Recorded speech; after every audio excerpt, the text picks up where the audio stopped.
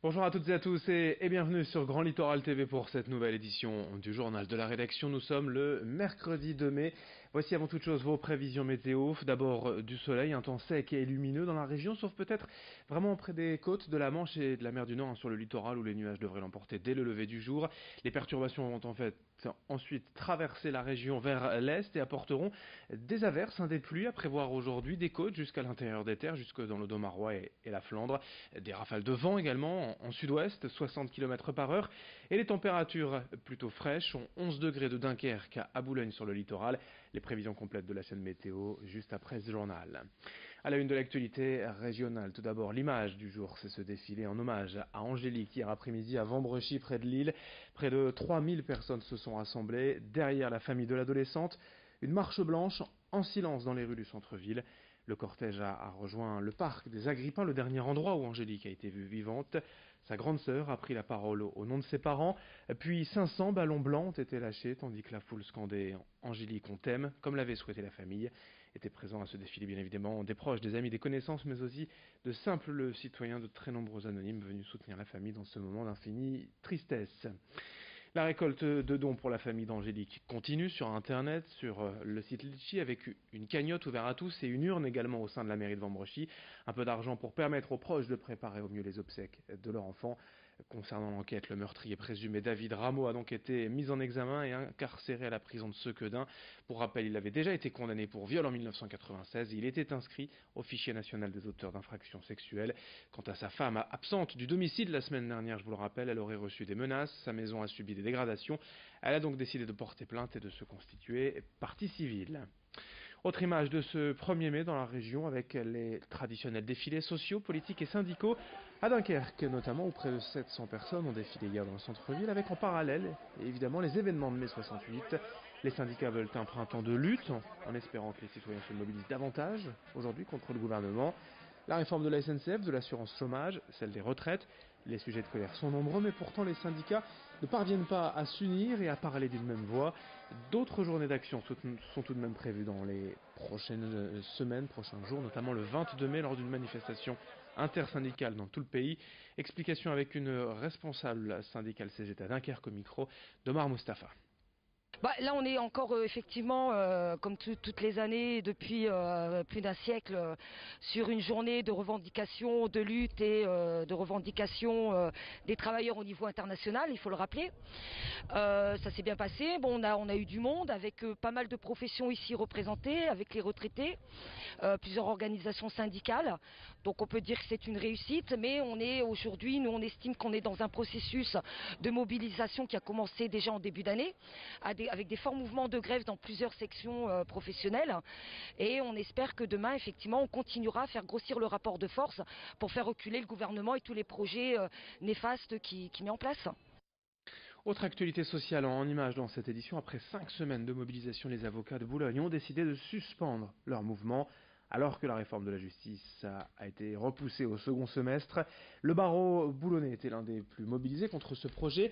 Les avocats de Boulogne annoncent toutefois qu'ils restent mobilisés et attentifs à cette prochaine réforme, mais ce report va quand même leur permettre de reprendre en main les dossiers accumulés ces dernières semaines et de préparer aussi la suite du mouvement de protestation.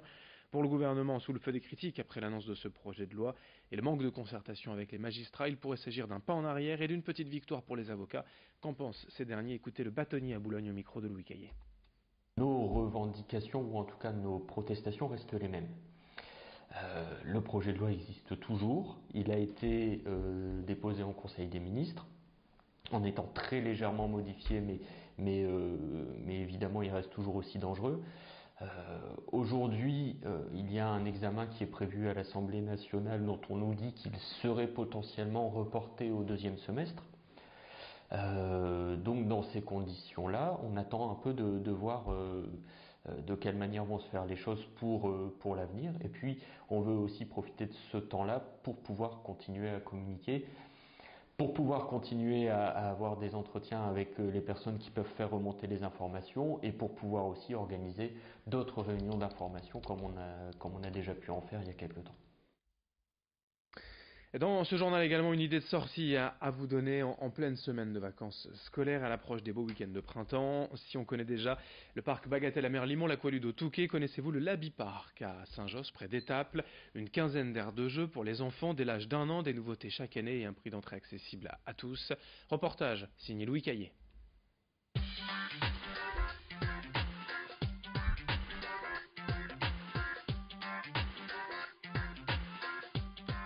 C'est un parc de loisirs qui se veut résolument familial et à taille humaine. Ici, pas d'attraction à proprement parler, mais une quinzaine d'espaces de jeux qui permettent d'accueillir des enfants dès 1 an. Un parcours en motricité, des jeux gonflables, une cage trampoline, un baby-foot humain ou encore une tyrolienne. Et sans oublier les incontournables, comme l'explique Nathalie Flao, la créatrice du parc. L'incontournable, c'est le karting à pédales, effectivement, où les enfants peuvent passer des heures. Donc les parents nous demandent des fois même de les stopper parce qu'ils n'en peuvent plus de les regarder tourner. Ensuite, c'est le waterball également, donc, qui existe depuis 4 ans, qui ravit toujours les enfants. Et puis après, nos labyrinthes, bien sûr, labyrinthe en palissade de bois et l'été, labyrinthe végétal. Dès l'ouverture en 2006, Nathalie a voulu favoriser les liens intergénérationnels. Ici, il n'est pas rare de voir parents et enfants s'amuser côte à côte. On veut que les parents, les enfants jouent ensemble. Donc c'est-à-dire que voilà, on a des cartes sur lesquelles les parents peuvent prendre leurs enfants pour rouler avec eux. Les labyrinthes, c'est un jeu complètement familial, c'est-à-dire qu'un tout petit ne peut pas le faire tout seul. Il doit être aidé par ses parents ou ses grands-parents. Le toboggan, on peut faire des courses en famille. Enfin voilà, on essaye de garder toujours l'esprit de se dire, ils viennent dans notre parc pour jouer tous ensemble.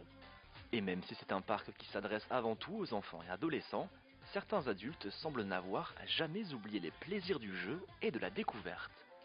L'année dernière, on a eu un papy et une mamie de 85 ans qui ont sauté de la cage en haut. On était un peu, on s'est dit oh là là, est-ce qu'il faut qu'on prévoie les pompiers avant ou quoi? Et non, ils étaient super sportifs et quand ils nous ont dit leur âge après, on était subjugués et ils ont fait le jump sans souci.